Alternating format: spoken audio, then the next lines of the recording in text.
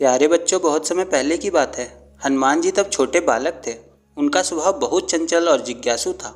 एक दिन सुबह सुबह सूरजदेव आकाश में उग रहे थे। लाल लाल गोल गोल चमकदार सूरज को देखकर हनुमान जी ने सोचा, अरे यह कितना बड़ा और चमकीला फल है। जरूर ये कोई स्वादिष्ट लाल आम होगा। मैं इसे खा लेता हूँ। ये सोचकर हनुमान जी आसमान की ओर उछल पड़े। उनकी छलांग इतनी जोरदार थी कि वो सीधे सूरज की ओर बढ़ने लगे। सूर्यदेव ने देखा कि एक छोटा बालक उनकी ओर तेजी से आ रहा है।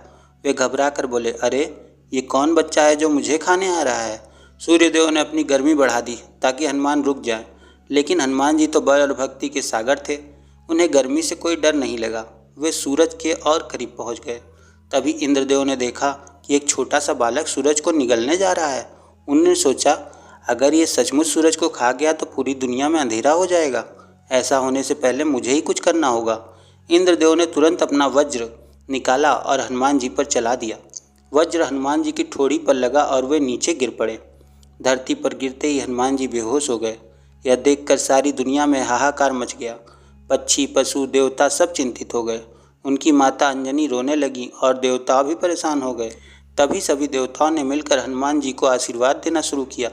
ब्रह्मा जी ने कहा, वत्स, तुम्हारे ऊपर मेरा विशेष आशीर्वाद है।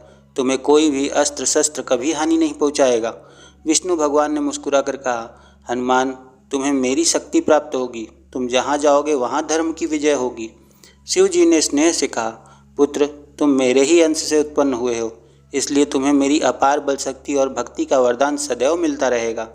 इंद्रदेव, जिन्होंने वज्र चलाया था, वो भी पछता कर बोले, बालक, आज से मेरा वज्र भी तुम्हें कभी नुकसान नहीं पहुंचा पाएगा। वरुण देव ने भी आशीर्वाद दिया, तुम्हें जल में कोई बाधा नहीं आएगी।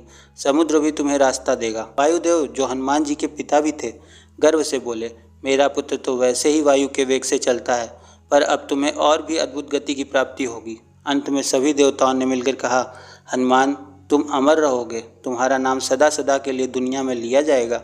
तुम भक्तों की रक्षा करोगे और राम भक्ति के सबसे बड़े प्रतीक बनोगे। कुछ ही देर में हनुमान जी जाग गए और मुस्कुराने लगे। उनकी मुस्कान देखकर सबको राहत मिली। अब वे और भी अधिक बलवान और शक्तिशाली हो चुके थे। तो बच्चों, इस कहानी से हमें क्या शिक्षा मिलती है? इस कहानी से हमें ये शिक्षा मिलती है कि जिज्ञासु होना अच्छा है, पर बिना सोचे समझे कुछ करना कभी कभी खतरनाक हो सकता है। हनुमान जी की तरह हमें भी साहसी होना चाहिए, लेकिन साथ ही बड़ों की बात भी सुननी चाहिए। अगर किसी के साथ कठिनाई हो जाए तो सबको मिलकर उसकी मदद करनी चाहिए। तो बच्चों, हम मिलेंगे अगली कहानी के साथ अगली वीडियो में। धन्यवाद बच्चों।